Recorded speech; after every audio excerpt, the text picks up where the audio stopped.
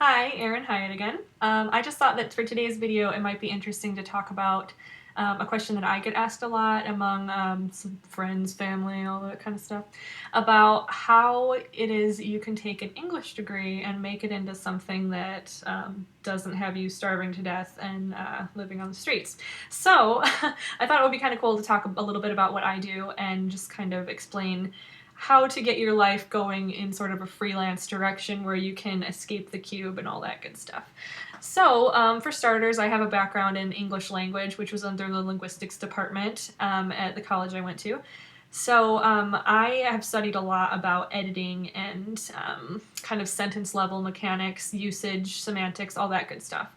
So, from there, I decided, okay, well, in order to make this marketable, I will need to throw on an editing minor. So, when I was a student, I got involved with student journals, which if you're a student, I highly recommend interning, getting involved with whatever it is that you do. But if you particularly are interested in writing and editing, get involved with those journals. You're not going to make any money, but it's an excellent way to network. These are people that you might know forever, and who knows, like 5 years down the line, they might have a job for you. Then they might think of you because they worked with you on the journal. So that was one thing that I did. I through that was able to learn Adobe InDesign, which is very important for editing and design. I found after about 7 months of my first editing job that I was just bored to tears over the types of books I was editing. And because of that, I started asking for more projects where we would design like the inside of a book. So even though that didn't seem very exciting, it was still very typography focused. So for me, I was able to kind of practice that a lot and parlay that into a design portfolio, which I then used to switch jobs to a very creative job. So I went from being kind of just a junior editor and almost doubled my pay over the next year just by learning how to design.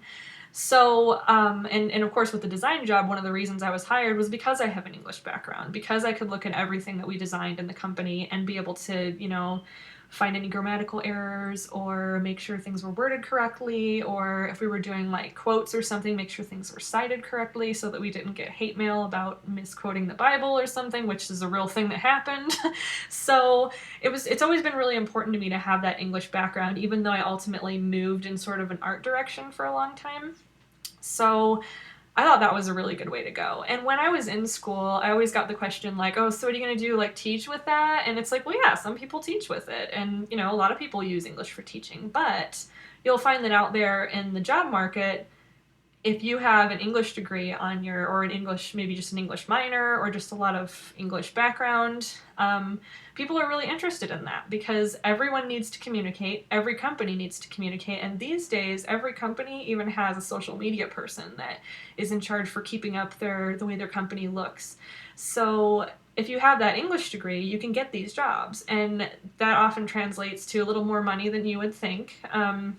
In school, we're told that, well, yeah, I mean, if you want to be a writer, plan on starving at first, which is true, it's kind of true a little bit. So it takes a while to get off the ground. Some people get really lucky and work really hard and have a great writing gig right out of the gate. But for others of us, I mean, you just have to plan on saying, okay, now I learned all these things in humanities and I learned how to communicate this way. So how can I translate that and convince employers that what I know is going to help them with selling hot tubs or making scrapbook paper, which is something I did. Actually, I sold hot tubs too back in the day, my first summer after college. But anyway, it's a really interesting thing that people don't think about, and it's something that you will always take with you. You always take with you this ability to communicate effectively and to be organized and to express ideas clearly.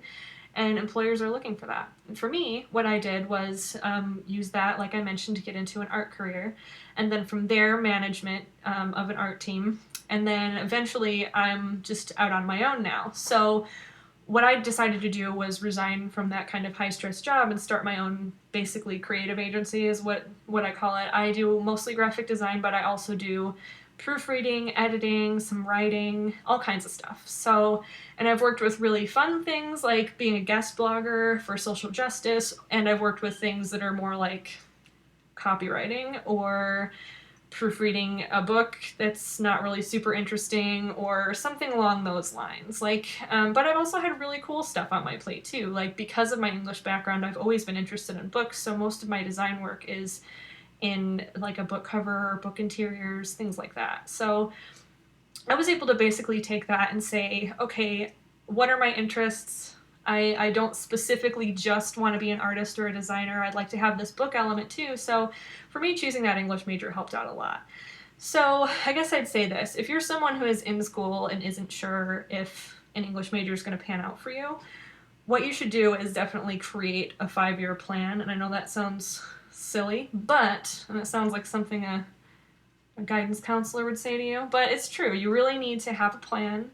You need to have role models. You need to have people that you've talked to that are working in the dream job that you'd love to have, because everyone's just people, and everyone has worked hard to get where they are, and if you work hard, you can be where you want to be. So you just have to find where you want to be, pinpoint it, be very specific, and then work very hard, and it'll pan out. Like, basically, I enjoy my job. I work at home. I get to spend time with my husband and our pets, and I love it. I get to be here, and I get to take time off when I've worked hard and finished all my work, and if I want to take the afternoon off, I can.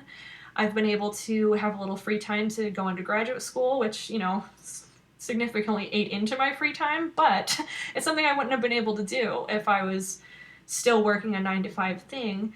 And even if a 9 to 5 thing is what you want, that's great. I mean, an English major will be great for that. You just have to pinpoint how, figure out how to sell yourself, and then make it happen. So I just thought I'd share that. I just wanted to share my testimony of being an English major, that yes, you can survive, and yes, it can be fun. I mean, it's not always going to be wonderful, and every project is the most creative, exciting thing you've ever done, but you can still work with a lot of things that you really enjoy and have a livelihood, and still be able to have a life too. So I'm just hoping that kind of newer people who are looking to maybe switch careers, or they're still in school or whatever, kind of take that for what it's worth. And if you really love English, just find a way to make it work. So anyway, thanks for listening. Click subscribe, and I will be back soon.